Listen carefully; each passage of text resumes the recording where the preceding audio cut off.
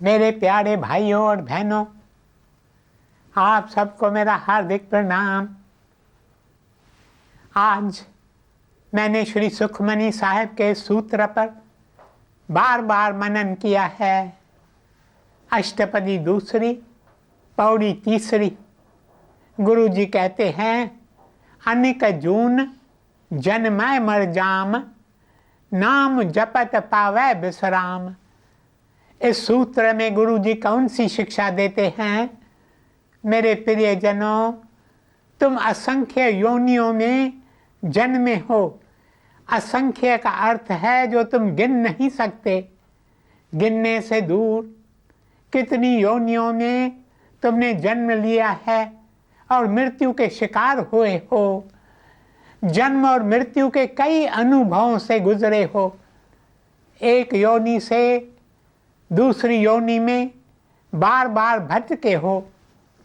संत कबीर अपने एक श्लोक में कहते हैं, बेचारा जीव, उसकी यह हालत है कि वह एक दुकान से दूसरी दुकान पर बिकता रहता है। हाट हाट बिकाए, संत मुए क्या रोइए, जो अपने गृह जाए। रोवै साकत बापुरे, जो हाट हाट बिकाए।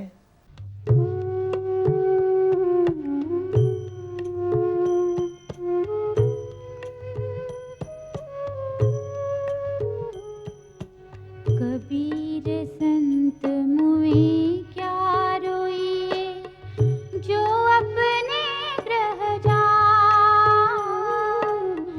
कबीर संत मुए क्या रोइए, जो अपने गृह जाए। रोवे साकत बाप रे, जू हाटे हाट बिकाए। हाटे हाट बिकाए।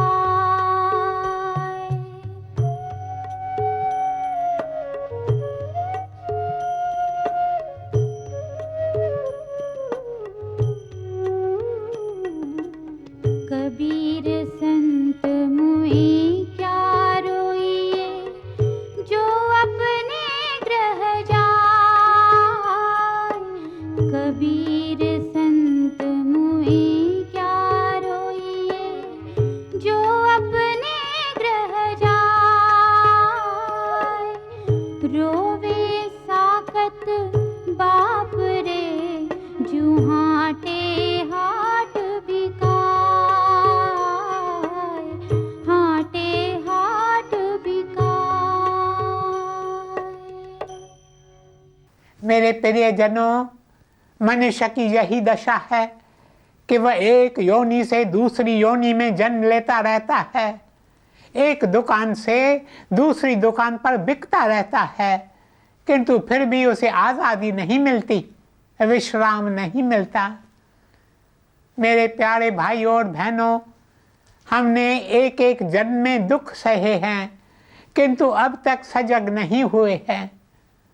आज गुरु जी हमें एक सरल मार्ग बताते हैं।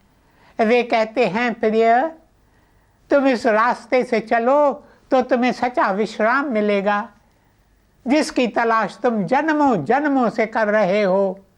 अनिक जून जन्मै मर जाम, नाम जपत पावै विश्राम। एक एक योनि में जन्म लेकर तुमने कितने कष्ट झेले हैं, तुमने कितने आंसू बहाए हैं। एक दिन महात्मा बुद्ध बैठे थे, उनकी चारों ओर भिक्षु बैठे थे। तब महात्मा बुद्ध ने कहा, जो भी मेरे पास आए वह भिखारी बनकर आए। उनके कई शिष्य राजकुमार थे, किंतु अपने राजपाट को ठोकर मारकर वे बुद्ध भगवान की शरण में आ गए। बुद्धं शरणं गच्छामि, बुद्धं शरणं गच्छामि।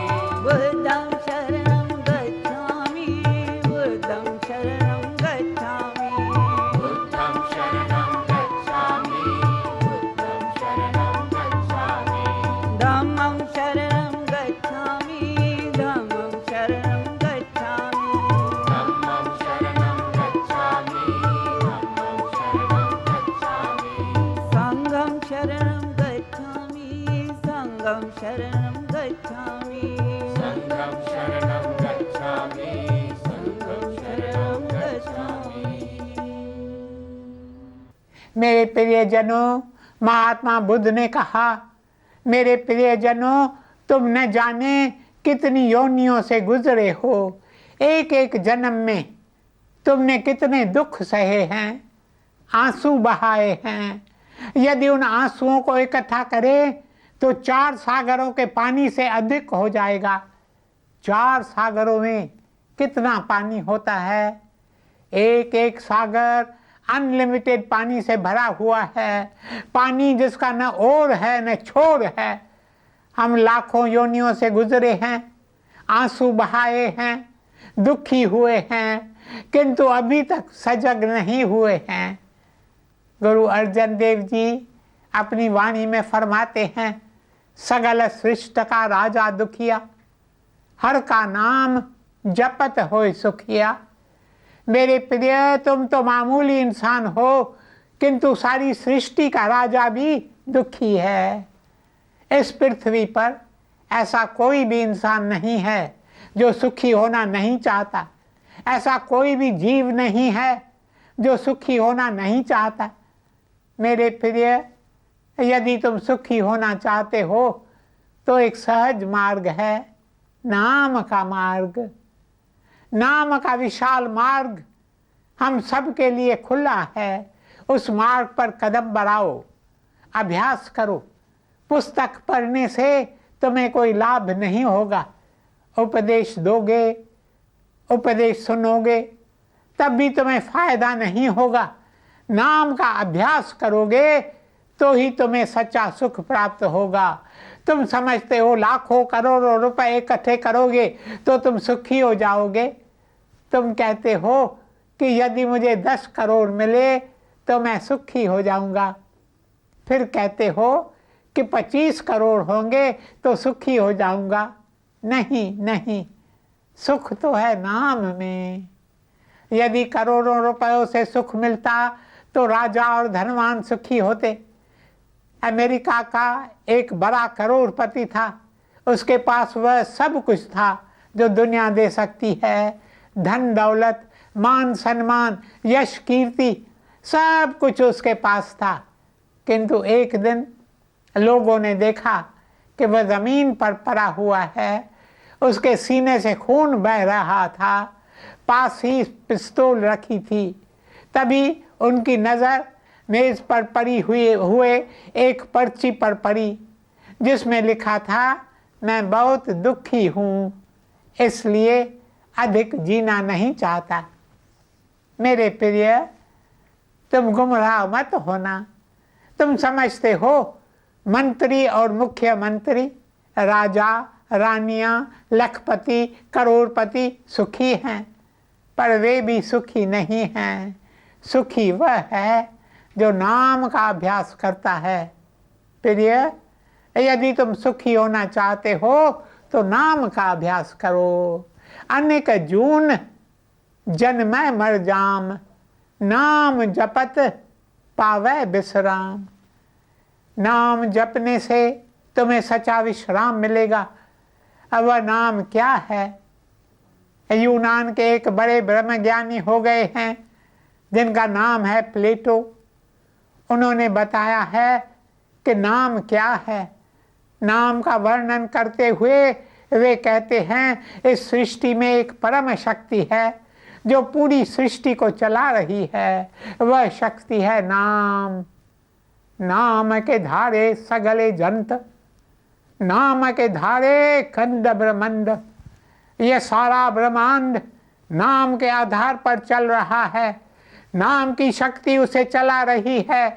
एक सूफी संत ने कहा है, यदि इस दुनिया में अल्लाह के नाम का जाप न हो तो पूरी दुनिया ही समाप्त हो जाए। दुनिया चल रही है क्योंकि नाम का जाप हो रहा है। नाम के सहारे पर ही यह दुनिया टिकी हुई है। नाम है जो एक एक को सहारा दिए हुए है। नाम है एक एक की अंतर शक्ति। इस शक्ति की खोज करनी है, इस शक्ति को पाना है। जब यह शक्ति इंसान के जीवन में उजागर होती है तो फिर वह इंसान क्या नहीं कर सकता। यह शक्ति कैसे उजागर हो। एक बार गुरु नानक देव जी सुमेर पर्वत पर जाते हैं।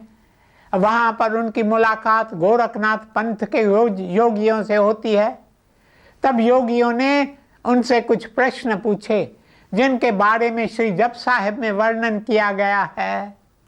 फिर आगे रखिए, जित दिसै दरबार मोह के बोलन बोलिए, जित सुन धरे प्यार। योगी गुरु जी से पूछते हैं, आप प्रभु के दरबार का वर्णन करते हैं, आप सचखंड का वर्णन करते हैं, कृपया बताइए हम कौन सी भेंट प्रभु के आगे रखें जो हम भी उस दरबार का दर्शन कर सकें। और बताइए हम अपने मुख से कौन से शब्द कहें जिन्हें सुनकर प्रभु हमें प्यार दें। इस प्रश्न के उत्तर में गुरु जी ने कहा है, अमृत वेला सच नाम वड्याई विचार। मेरे प्रिय, तुम अमृत वेले को उठकर नाम का स्मरण करो, प्रभु के बरपन का ध्यान करो। अमृत वेला क्या है? अमृत वेला वह समय है जब अमृत की धाराएं इस पृथ्वी पर बरसती हैं। कुछ साइकिक्स हैं जो ऐसी ऐसी बातें देख और सुन सकते हैं जो हम इन आँखों से देख नहीं सकते, कानों से सुन नहीं सकते। वे बताते हैं कि रोज़ अमृत वेले, जिसे ऋषियों ने ब्रह्म मुहूर्त कहा है, अमृत वेले का समय है प्रातः 3 बजे से 6 बजे तक। उस समय अदृष्ट लोक से अमृत की धाराएं इस पृथ्वी पर बरसती हैं। ये अमृत की धाराएं उन पर बरसती हैं जो उस समय जाग जाग कर नाम का अभ्यास करते हैं, नाम गाते हैं, चरण कमलों का ध्यान करते हैं। किंतु अफसोस, उस समय अधिकतर लोग नींद में सोए रहते हैं। उन पर इन अमृत धाराओं का कोई भी असर नहीं होता। मैं कई लोगों से पूछता हूँ, आप कितने बजे उठते हो? कुछ कहते हैं हम सुबह 10 बजे उठते हैं। यह सुनकर मुझे आश्चर्य होता है। कुछ दिन पहले मुझे एक युवक मिला, उसने कहा वह सुबह 4-5 बजे सोता है और 10 बजे उठता है। मुझे लगा वह रात को 4-5 बजे तक नाम जपता होगा। इसलिए मैंने उससे कहा, शाबाश, तुम रात को 5 बजे तक नाम जपते हो? तब उसने कहा, नहीं, मैं डिस्को में जाता हूँ। मैंने पूछा, डिस्को क्या है? उसने कहा, डिस्को वह स्थान है जहाँ लाइट्स ऑफ की जाती हैं, फिर लड़के लड़कियाँ मिलकर डांस करते हैं। मैंने कहा, प्रिय, तुम्हें यह मानव जन्म किस लिए मिला है? मेरे प्यारे भाइयों और बहनों, हम में से कई बेशक दिखने में मानव हैं, किंतु हैं पशु की भांति। हमारा रहन सहन पशुओं जैसा है। मेरे प्यारे भाइयों और बहनों, आज से गुरु जी के चरणों में शीश झुकाकर ये आशीर्वाद मांगें कि कल सुबह से हम अमृत वेले का अवसर नहीं गंवाएंगे। अमृत वेले उठकर नाम का स्मरण करेंगे। मैं यह नहीं कहता कि 3 बजे उठो, बेशक 3 बजे मत उठो, 4 बजे उठो। यदि 4 बजे भी नहीं उठ सकते तो कम से कम 5 बजे ज़रूर उठो। कम से कम आधा घंटा नाम का अभ्यास करो। जिस समय अमृत की धाराएं बरसती हैं, गंगा नदी, नाम की नदी, निर्मल नदी बहती है, भाग्यवान है वह जो इस नदी में स्नान करता है। जब इस अमृत की नदी में स्नान करेंगे तो आप देखेंगे आपका मन और बुद्धि, आपका अंतःकरण साफ होने लगेगा, मन स्थिर होने लगेगा, आप अधिक से अधिक स्थिर हो जाएंगे। जब इंसान स्थिर होता है तब उसे सच्चा सुख प्राप्त होता है। सुख बाहरी बातों में नहीं है, सुख है सिर्फ एक बात में कि आपके अंदर चित्त शांति हो। मुझसे कई लोग कहते हैं हमारा मन शांत नहीं है, हमें चित्त शांति चाहिए। मेरे भाई, मेरी बहन, गुरु जी ने हमें चित्त शांति का मार्ग बताया है। अमृत वेला सच नाम वड्याई विचार। प्यारे, तुम अमृत वेले उठकर प्रभु का नाम गाओ, बार बार नाम का उच्चारण करो और प्रभु का गुणगान करो। प्रभु का बड़पन किस में है? कभी आपने स्वयं से यह प्रश्न किया है? प्रभु का बड़पन प्रभु के संतों, सत्पुरुषों, प्रभु के भक्तों में झलकता है, जिसकी वे अपनी जीवन द्वारा साक्षी देते हैं। इब्राहिम लिंकन, जो अमेरिका के राष्ट्रपति थे, वे एक महान पुरुष थे। एक दिन उन्होंने देखा एक छोटी सी बालिका एक बड़ी ट्रंक लेकर जा रही थी। अधिक बोझ के कारण वह हाँफ रही थी। राष्ट्रपति उस बालिका के पास गए और कहा, तुम हाँफ रही हो, यह ट्रंक मुझे दो, मैं उठाकर चलूँगा। राष्ट्रपति स्वयं, इतना बड़ा आदमी, अपनी पीठ पर ट्रंक उठाकर उस बालिका को घर पहुंचाता है। यह है सच्चा बड़पन। सच्चा बड़पन प्रेम से उत्पन्न होता है। प्रभु तो है प्यार ही प्यार, और जहाँ प्यार है वहाँ दिल करता है कि मैं सेवा करूं, मैं मदद करूं। यदि आपके दिल में प्यार है तो आप चाहेंगे कि आप कुछ ना कुछ सेवा करें। जिसके दिल में प्यार है वह कहता है मैं सेवक बनूं। एक दिन गुरुदेव साधुवास स्वामी जी ने रास्ते से गुजरते हुए देखा कि एक बेचारी बुढ़िया अपनी पीठ पर एक भारी गठरी उठाकर जा रही थी, जिसे वह पूरी तरह से उठा भी नहीं पा रही थी। तब गुरुदेव ने, जिन्हें हम अपने दिल का शहंशाह मानते थे, उनकी एक उंगली के इशारे पर हम सब दौड़कर उनकी सेवा में हाजिर हो जाते थे। वे उस बुढ़िया के पास जाकर कहते हैं, मैं आपको घर तक छोड़ दूं। वह गुरुदेव को नहीं जानती थी, इसलिए खुशी खुशी उसने अपना बोझ उन्हें दिया। गुरुदेव ने अपनी पीठ पर उस बोझ को उठाया और बुढ़िया की झूपड़ी तक पहुंचा दिया। साथ ही साथ उन्होंने जेब से 1 रुपया निकालकर उस माता को दिया। उन दिनों 1 रुपये का बहुत मूल्य था। रुपया देकर उन्होंने कहा, माता जी मुझे आशीर्वाद दीजिए। यह है सच्चा बड़पन। सच्चा बड़पन है सेवक बनना, सेवा करके प्रभु प्रेम की साक्षी अपने जीवन में देना। मेरे प्यारे भाइयों और बहनों, किसी न किसी की सेवा जरूर करें। जब तक आपने किसी दुखी दिल को सांत्वना नहीं दी है, जब तक किसी की सेवा नहीं की है, किसी भूखे को रोटी नहीं दी है, किसी प्यासी को पानी नहीं पिलाया है, किसी पशु पंछी को दाना नहीं दिया है, पानी नहीं दिया है, तब तक रात को सोना मत। स्वयं से कहना, मुझे आज रात सोने का अधिकार नहीं है। आज मैंने गुरु जी की शिक्षा की साक्षी नहीं दी है। मेरे प्यारे भाइयों और बहनों, गुरु जी की शिक्षा में 2 बातों पर जोर दिया गया है। पहली बात, नाम का अभ्यास कीजिए, और दूसरा, अपनी जीवन में प्रभु के प्रेम की साक्षी दीजिए। इसलिए नम्र बनो, नम्र बनकर सेवा करो।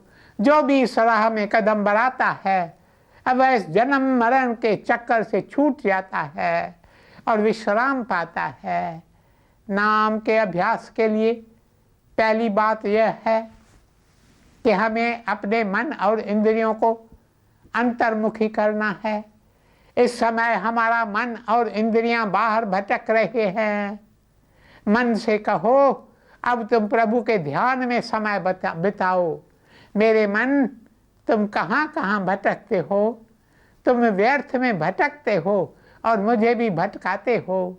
दह दिस धावत, तुम 10 दिशाओं में भटकते हो और मुझे भी भटकाते हो। अब आओ तो चलकर गुरु जी के चरणों में बैठें, जहाँ सच्चा विश्राम है। मन और इंद्रियों को प्रभु की ओर उन्मुख करें। देखो, सारा दिन हमारी आंखें क्या देखती हैं? हमारी आंखें अक्सर गंदगी देखती हैं। इन आंखों के द्वारा हम अपने भीतर कचरा इकट्ठा करते हैं। इसलिए अपने भीतर झांको। अपनी आंखों की पलकों में प्रभु की मूरत बसा लो और उस मूरत की ओर देखो। हमारे कानों को बाहरी बातों को सुनने में बड़ा रस मिलता है। हमारे कान दूसरों की निंदा सुनकर खुश होते हैं। इन कानों को भी अंतर्मुखी कर अनहद शब्द सुनो। हमारे भीतर अनहद शब्द गूंज रहा है। सुनता नहीं धुन की खबर, अनहद का बाजा बाजता। प्रिय, तुम बाहरी बातें सुनने में इतने व्यस्त हो कि उस अनहद शब्द को सुन नहीं पाते। इस तरह एक एक इंद्री को अंतर्मुखी करना सिखाएं। कोई शांत कोना ढूंढो, कोई शांतिमय स्थान जहाँ अमृत वेले नाम का अभ्यास कर सको। प्रभु के बड़प्पन का विचार करो। बातें तो कई कही जा सकती हैं, किंतु मेरा समय समाप्त हो रहा है। मेरे प्यारे भाइयों और बहनों, सृष्टि के कोने कोने में है प्रभु का नाम। एक एक दिल में, एक एक अणु में है प्रभु का नाम। वह आपको और मुझे पुकार रहा है। खोलो द्वार, पाओ दीदार। खोलो द्वार, पाओ दीदार। तुम्हें मानव जन्म मिला है इसलिए कि वह गुप्त दरवाजा है, जिसके बारे में तुम्हें इस समय पता नहीं है, क्योंकि इस समय हमारे नव इंद्रियों के द्वार खुले हुए हैं। जब हम इन इंद्रियों को प्रभु की ओर उन्मुख करते हैं, तब हमारा 10वां द्वार खुलता है। खोलो द्वार, पाओ दीदार। खोलो द्वार, पाओ दीदार। तुम भी पहुँचो भवसागर पार। उस पार पहुंचकर जन्म मरण के चक्कर से आज़ाद होकर अपना मानव जन्म सफल करो, सफल करो, सफल करो। ओम शांति, शांति, शांति।